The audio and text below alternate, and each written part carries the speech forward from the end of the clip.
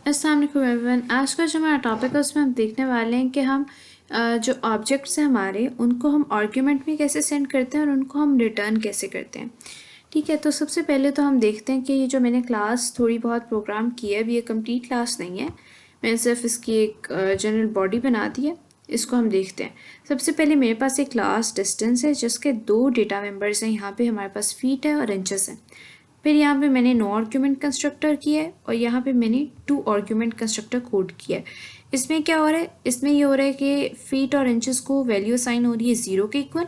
और इसमें क्या हो रहा है, इसमें हमारे पास फीट और इंचेस को आर्बिट्रेरी वैल्यूज असाइन हो रही है जो कि हम मेन से सेंड करेंगे। यहाँ पे मेरे पास एक फंक्शन है जो हमारा मेन एरिया ऑफ कंसर्न है। ठीक है, जिसको आज हमने देखना है कि हम आर्ग्यूमेंट्स में किस तरीके से पास कर रहे हैं और किस तरह से ये फंक्शन करेगा। उसके बाद यहाँ पे हमारे पास डिस्प्ले फंक्शन है। डिस्प्ले फंक्शन जो है वो बेसिकली इसलिए होता है कि हम अपना फाइनल रिजल्ट जो है वो स्क्रीन के ऊपर देख सकें। उसके बाद मैंने यहाँ पे मेन लिखा है। मेन में सिंपली मैंने अभी कोई ऑब्जेक्ट नहीं बनाया, सिर्फ मैंने यहाँ पे लिख दिया है कि डिस्टेंस, क्लास डिस्टेंस का नाम लिख दिया। अभी ऑब्जेक्ट्स को इंस्टेंशिएट अभी मैंने नहीं कराया। अच्छा, तो सबसे पहले हम ऑब्जेक्ट्स को ही इंस्टेंशिएट करा लेते हैं। यहाँ पे सबसे पहले क्या है, मेरे पास नो आर्ग्यूमेंट कंस्ट्रक्टर है और यहाँ पे टू आर्ग्यूमेंट कंस्ट्रक्टर है। तो लेट्स से कि मैं यहाँ पे पहला ऑब्जेक्ट बना रही हूँ जिसका नाम है dis1। ठीक है, इसमें मैं दो आर्ग्यूमेंट्स भेज रही हूँ 2,3। चलें 3.1 कर लें। ठीक है, उसके बाद यहाँ पे मेरे पास dis2 आ जाएगा जिसके अंदर अगेन मैं दो आर्ग्यूमेंट्स भेज रही हूँ 4,5.1। ठीक है, एंड अगेन उसके बाद मेरे पास है dis3 और इसके अंदर मैं कोई आर्ग्यूमेंट नहीं भेज रही। जब हम कोई आर्ग्यूमेंट नहीं भेज रहे होते तो हमें ब्रैकेट्स लगाने की ज़रूरत नहीं होती। ठीक है, automatically no argument constructor call हो जाएगा। अच्छा, उसके बाद यहाँ पे अगर हम डिस्प्ले फंक्शन का कोड लिखें तो यहाँ पे हमारे पास क्या होगा कि feet is equals to feet, sorry, feet, and we have cout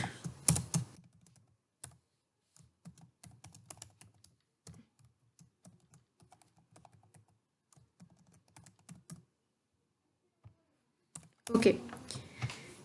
तो यहाँ पे मैंने ये किया सिंपली कि डिस्प्ले फंक्शन में कोड लिखा है कि मैं सी आउट करा रही हूँ फीट और इंचेस की वैल्यू को। अगर यहाँ पे हम dis1 के रेफरेंस से डिस्प्ले फंक्शन कॉल करें तो बेसिकली क्या होगा, वो स्क्रीन पे वैल्यूज शो हो जाएंगी जो dis1 के फीट और इंचेस में स्टोर हुई हैं। अब ये देखें, बेसिकली जो क्लास होती है ना, ये क्लास सिर्फ अभी हमें ये शो कर रही है कि क्लास दिखेगी कैसे। लाइक फॉर एग्जांपल अगर एक ऑब्जेक्ट क्रिएट होगा तो ऑब्जेक्ट दिखेगा कैसे, ऑब्जेक्ट के डेटा मेंबर्स क्या होंगे। ठीक है, लेकिन जब मेन में हम एक डिस्टेंस बना देते हैं ना, आई मीन एक ऑब्जेक्ट बना देते हैं, तो तब क्या होता है कि मेमोरी एलोकेट हो जाती है इन डेटा मेंबर्स के लिए।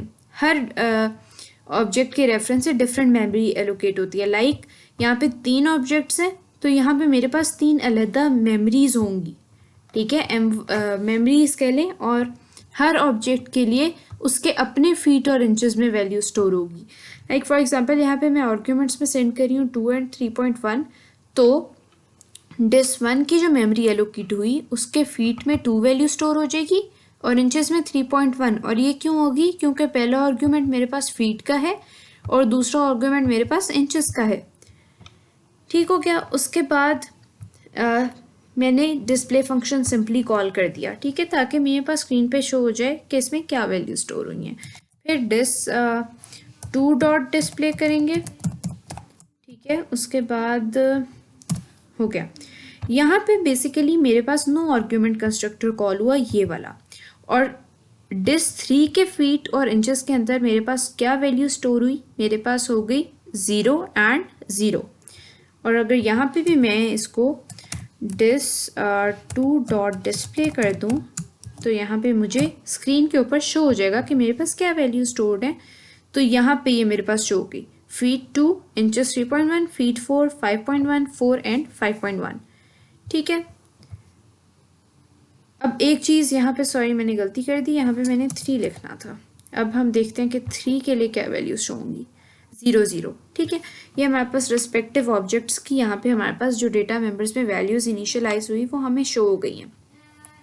अब हम देखते हैं कि हमें फॉर एग्जांपल दो ऑब्जेक्ट्स को ऐड कराना है। लेट्स से कि डिस 3 के अंदर अगर 0 0 वैल्यू अभी हमारे पास स्टोर्ड है यहाँ पे, क्योंकि हमने नो आर्ग्यूमेंट कंस्ट्रक्टर कॉल किया, और अब हम चाहते हैं कि हम डिस 1 और डिस 2 को ऐड कर दें। अब ऐड करने से क्या मुराद है कि डिस 1 और डिस 2 के इंडिविजुअल डेटा मेंबर्स ऐड हो जाएं। लाइक यहाँ पे हमारे पास पहला आर्ग्यूमेंट क्या है, फीट है, दूसरा है इंचेस। अब अगर इन दोनों को ऐड करें तो हमारे पास असूलन रिजल्ट क्या आना चाहिए, 6 आना चाहिए यहाँ पे, और यहाँ पे 8.2। और अगर हम दोबारा से डिस्प्ले करें डिस 3 को तो हमारे पास जो रिजल्टिंग आंसर होना चाहिए डिस 3 के फीट में वो 6 होना चाहिए, और जो उसके इंचेस हैं उसमें आंसर होना चाहिए 8.2। ठीक हो गया। अब हम देखने वाले हैं इधर यहाँ पे जो हमारे पास ऐड डिस्ट हमारा फंक्शन है। ठीक है, यहाँ पे ऐड डिस्ट में सिंपली ये हुआ कि यहाँ पे मैंने दो आर्ग्यूमेंट सेंड कर दिए, जैसे मैंने सिंपली यहाँ पे किए थे आर्बिट्रेरी वैल्यू। इनका नेम कुछ भी हो सकता है, आप वो नेम भी रख सकते हैं जो मेन में आपने रखा हुआ फंक्शंस का, सॉरी ऑब्जेक्ट्स का। ठीक है, यहाँ पे मैंने D1 D2 नेम रख दिया। अब अगर मैं इसको इस फंक्शन को ऐड डिस्टेंस के फंक्शन को डिस 3 के रेफरेंस से कॉल करना चाहती हूँ तो मैं सिंपली ये करूँगी। ठीक है, यहाँ पे डिस 1 कॉमा डिस 2। ठीक हो गया। अब क्या हुआ कि मैंने डिस 3 के रेफरेंस से ऐड डिस्ट को कॉल किया। ठीक है, ऐड डिस्ट को मैंने कॉल किया डिस 3 के रेफरेंस से, जिसके मैंने आर्ग्यूमेंट्स में डिस 1 दे दिया और डिस 2 दे दिया। अभी हमने यहाँ पे इसकी बॉडी नहीं देखी, बॉडी अब हम देखते हैं। हमें पता है कि अगर हम फंक्शन जो है वो डिस 3 के रेफरेंस से कॉल कर रहे हैं, ठीक है, फंक्शन यहाँ पे डिस 3 के रेफरेंस से कॉल हो रहा है, ऐड डिस्ट जो फंक्शन है ना, तो अगर वो इसके रेफरेंस से कॉल हो रहा है तो जो इसके डेटा मेंबर्स हैं उनमें न्यू वैल्यूज़ आपके पास स्टोर हो जाएंगी। लाइक डिस 1 और डिस 2 की जो वैल्यूज़ ऐड होंगी वो स्टोर हो जाएंगी डिस 3 के डेटा मेंबर्स के अंदर, क्योंकि इसके रेफरेंस से कॉल हो रहा है। ओके, अब अगर हम यहाँ पे देखें तो हम सिंपली क्या कर देंगे, feet is equals to D1 dot feet plus D2 dot feet, and then inches is equals to D1 dot inches plus D2 dot inches. ठीक है, अब हमने यहाँ पे देखा कि ये जो फीट और इंचेस है ना, ये हमारे पास डिस 3 के होंगे, क्योंकि अभी हमने किसके रेफरेंस से कॉल किया, डिस 3 के।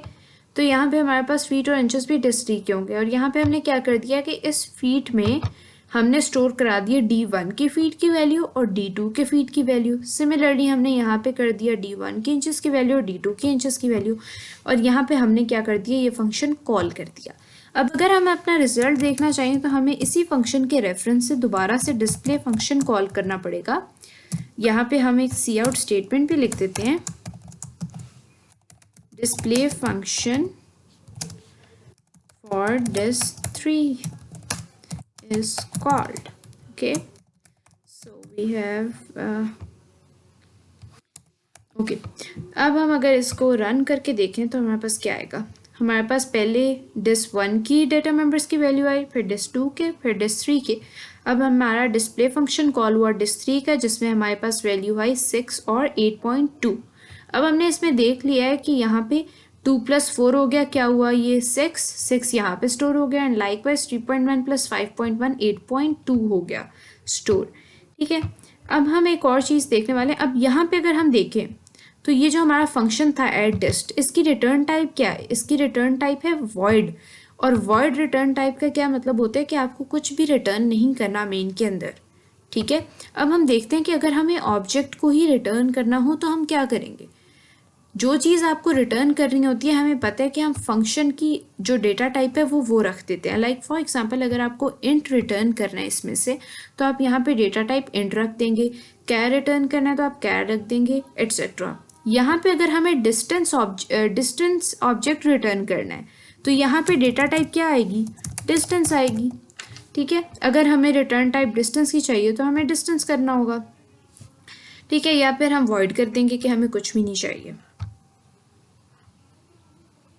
ओके तो अभी हमने बात कर ली कि हम आर्ग्यूमेंट्स में ऑब्जेक्ट को कैसे सेंड करेंगे। अब अगर फॉर एग्जांपल यहाँ पे हम थोड़ा सा इसको मॉडिफाई कर लें कि रिटर्न कैसे करेंगे, तो उसके लिए सबसे पहली चीज़ यहाँ पे जब हमारे पास डेटा टाइप वॉइड थी, हमें पता लग गया था कि यहाँ पे हमने कुछ रिटर्न नहीं करना। लेकिन फॉर एग्जाम्पल अगर हम चाहते हैं कि हम एक पूरा का पूरा ऑब्जेक्ट रिटर्न करें, तो उस ऑब्जेक्ट की टाइप क्या होगी, क्लास का ऑब्जेक्ट होगा ऑब्वियसली। तो हमें यहाँ पे डेटा टाइप में क्लास का नाम लिखना पड़ेगा। ठीक हो गया, उसके बाद फंक्शन का नाम, और यहाँ पे अभी फिल वक्त हम इधर एक आर्ग्यूमेंट कर देते हैं। ठीक है, यहाँ पे हमारे पास एक आर्ग्यूमेंट आ गया। अब इसमें क्या है कि हम चाहते हैं कि हम इस क्लास की फंक्शनैलिटी के बाद जो भी है हम एक ऑब्जेक्ट रिटर्न कर दें। ठीक है, अब इसमें फर्स्ट ऑफ ऑल हम एक टेम्परेरी ऑब्जेक्ट क्रिएट कर लेंगे, डिस्टेंस टेम्प। ठीक हो गया, अब हम क्या करेंगे, temp dot feet is equals to, and then temp dot inches is equals to। Okay अभी हम सिर्फ इतना ही देखते हैं और उसके बाद हम देखेंगे कि हमने रिटर्न क्या करना है। अभी नीचे आ जाते हैं मेन में सबसे पहले हमने क्लास ऑब्जेक्ट कॉल किया, ऑब्जेक्ट क्रिएट किया। ठीक है, जिसमें हमने 2 आर्ग्यूमेंट्स दे दिए, फिर हमने डिस्टेंस 2 का किया, फिर हमने डिस्टेंस 3 का ऑब्जेक्ट इंस्टेंशिएट कराया। ओके अब लेट से क्या आपने यहाँ पे कॉल किया है एड डिस्ट फंक्शन को रेफरेंस है किसके, डिस्ट 2 के रेफरेंस है। ठीक है, अब यहाँ पे आर्ग्यूमेंट्स में आपने दे दिया डिस्ट 1। अब अगर हम देखें ऊपर फंक्शनैलिटी में जाके, तो हमें एक ऑब्जेक्ट रिटर्न भी कराना है। ठीक है, और यहाँ पे अगर हम लिखते हैं simply feet plus d1 dot feet, and then यहाँ पे हम लिखते हैं simply inches plus d1 dot inches. Okay यहाँ पे हम सिंपली अब रिटर्न कर देंगे टेम्प की वैल्यू को। अब अगर हम इसकी फंक्शनैलिटी में देखें, तो यहाँ पे हमारे पास एक टेम्परेरी ऑब्जेक्ट है, ठीक है, डिस्टेंस टाइप का, और इस ऑब्जेक्ट के फीट के अंदर ये फीट ऐड हो रही हैं, एक नॉर्मल फीट और एक d1 ऑब्जेक्ट के फीट, और यहाँ पे नॉर्मल इंचेस और d1 ऑब्जेक्ट की इंचेस। अभी जो मैं बोल रही हूँ कि जो खाली फीट और खाली इंचेस हैं, ये किस ऑब्जेक्ट के हैं, ये अभी हम नीचे देखते हैं। ठीक है, यहाँ पे हमने लेट से यहाँ पे हमने कर दिया डिस 3 इज इक्वल्स टू। अब हुआ सिंपली ये कि हमने यहाँ पे कह दिया कि डिस 3 के अंदर वैल्यू स्टोर हो जाए जो भी इस फंक्शन का रिजल्ट आए। अब यहाँ पे अगर हम देखें, तो यहाँ पे डिस्ट 2 डॉट एड डिस्ट यूज कॉल हो रहा है फंक्शन, और अगर हम ऊपर जाएं, तो ये जो डिस्टेंस टेम्प है, ये जो रिटर्न कर रहा है वैल्यू, ये रिटर्न करेगा जो वैल्यू, वो यहाँ पे डिस्ट 3 के अंदर स्टोर हो जाएगी। और ये जो डिस्ट 1 की वैल्यू है, ये simply dist 1 is equals to d1, और डिस्ट 1 के अंदर जो भी वैल्यूज होंगी वो ये होंगी d1 dot feet and d1 dot inches. और सिंपली ये इंचेस और ये फीट जो हैं वो इन फीट में ऐड होंगी, और ये फीट और इंचेस किसके हैं, जिस ऑब्जेक्ट के रेफरेंस से फंक्शन कॉल हुआ है। ये किसके रेफरेंस से कॉल हुआ है, डिस्ट 2 के। ठीक है, तो लाइकवाइज यहाँ पे डिस्ट 3 के अंदर कौन सी वैल्यू होगी, जो टेम्प का आंसर आएगा, और डिस्ट 2 के अंदर जो वैल्यू होगी वो ये होगी सिंपली फीट और इंचेस, और यहाँ पे जो हमने आर्ग्यूमेंट में पास किया ये हमारे पास होगी d1 dot feet and d1 dot inches. अब अगर हम देखें तो इसका रिजल्ट हमारे पास क्या आएगा, यहाँ पे हमें अगर फॉर एग्जांपल हम डिस 3 के रेफरेंस से डिस्प्ले फंक्शन कॉल कर लें, हमारा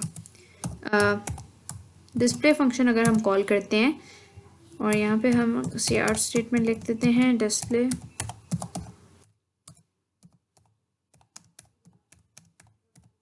डिस 3। ओके सो यहाँ पे अब फॉर एग्जांपल ये हमने सी आउट स्टेटमेंट लिख दी, डिस 3 के रेफरेंस से डिस्प्ले फंक्शन को कॉल कर दिया। वसूलन इसका आंसर क्या होना चाहिए, हम पहले ही देख लेते हैं कि क्या होना चाहिए। यहाँ पे डिस्टेंस 1 है, यहाँ पे डिस्टेंस 2 है, तो इन दोनों की वैल्यूज ऐड होनी चाहिए। अगेन 6 आंसर आना चाहिए, और यहाँ पे 3.1 प्लस 5.1 आना चाहिए, विच इज़ 8.2। लेट्स सी कि क्या आता है आंसर हमारे पास। अच्छा, यहाँ पे हमारे पास डिस्प्ले फॉर डिस 3 के नीचे 6 और 8.2 ही हैं वैल्यूज़।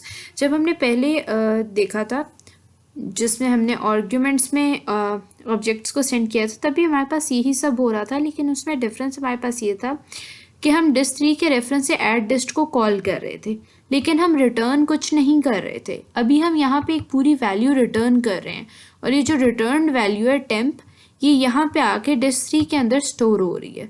ठीक है, तो जब भी आपको कोई वैल्यू कोई भी ऑब्जेक्ट पूरा का पूरा रिटर्न करना हो, तो हमें उस फंक्शन की जो रिटर्न टाइप होती है वो क्लास का नाम रखना पड़ता है, क्योंकि ऑब्जेक्ट ऑब्वियसली क्लास का ही होता है।